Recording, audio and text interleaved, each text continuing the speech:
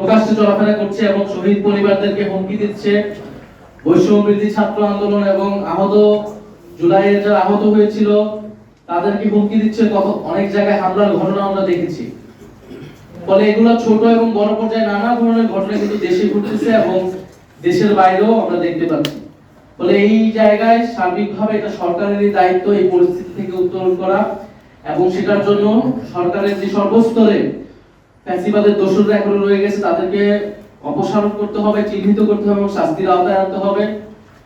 এবং যে বিচারের কথা বলতেছি সেই বিচার দ্রুততার সাথে নিশ্চিত করতে হবে। আমরা গতকালকের ঘটনার প্রেক্ষিতে আমাদের আজকে বিকালে 4টার সময় শাহবাগে জাতীয় নাগরিক পার্টির ঢাকা মহানগর উত্তর এবং দক্ষিণের উদ্যোগে বিক্ষোভ মিছিল অনুষ্ঠিত হবে এবং বাংলাদেশের সকল জেলা এবং মহানগরে গতকালকের হামলার প্রতিবাদে বিক্ষোভ মিছিল অনুষ্ঠিত হবে। এছাড়া আমরা সুস্পষ্ট কিছু দাবি সরকারের কাছে রাখতে চাচ্ছি। গতকালকের ঘটনায় সকল হামলাকারীদের চিহ্নিত করা এবং অবিলম্বে গ্রেফতার করা। নিউ ইয়র্কের কনসুলেট জেনারেলকে অবিলম্বে পদত্যাগ করতে হবে এবং ঘটনা সম্পূর্ণ তদন্ত করে নিরাপত্তা প্রদানে ব্যর্থ কর্মকর্তাদের শাস্তিমূলক ব্যবস্থা নিতে হবে। দ্বিতীয়ত, ফ্যাসিবাদের জমানায় নিয়োগকৃত আওয়ামী দোসরদের ফরেন মিনিস্ট্রি থেকে অপসারণ করতে হবে। উপদেষ্টা মাহফুজ আলমের উপর হামলাকারী হিসেবে যে 5 জনকে গ্রেফতার করা হয়েছে তাদের তালিকা প্রকাশ করতে হবে।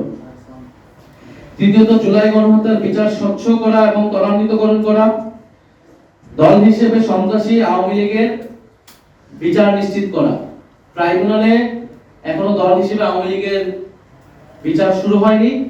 আমরা ট্রাইব্যুনালের কাছে এটার আবেদন জানাবো এবং সরকারের পক্ষ থেকে যাতে উদ্যোগ নেওয়া হয় যাতে দল হিসেবে আওয়ামী লীগের জুলাই গণ অভ্যুত্থান সহ গত 15 বছরের মানবতা বিরোধী অপকর্মের তদন্ত করে সেটার বিচার কার্যক্রম শুরু করা হয়। এছাড়া পররাষ্ট্র উপদেষ্টার সাথে আমরা বসবো এবং তার থেকে আমরা জবাব দিতে চাবো কেন বারবার এই ঘটনাগুলো ঘটতেছে দেশের বাইরে। এবং আমরা বিভিন্ন সময় দেখছি পররাষ্ট্র মন্ত্রণালয় কর্তৃক যে নিয়োগগুলো দেওয়া হচ্ছে সেটা নিয়ে নানা বিতর্ক হচ্ছে।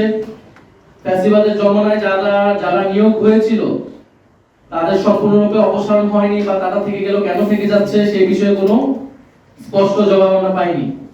ফলে পররাষ্ট্র উপদেষ্টার কাছে বসে তার কাছে আমরা এই দাবিগুলো পেশ করব এবং তার থেকে আমরা জবাব দিতে চাবো যে আমাদের যে বিদেশে যে এম্বাসিগুলো রয়েছে তারা কেন আমাদের রাজনৈতিক নেতৃবৃন্দদের নিরাপত্তা প্রদানে ব্যর্থ হচ্ছে এবং কেন ফ্যাসিস্ট আওয়ামী তৎপরতা তারা বন্ধ করতে পারছে না।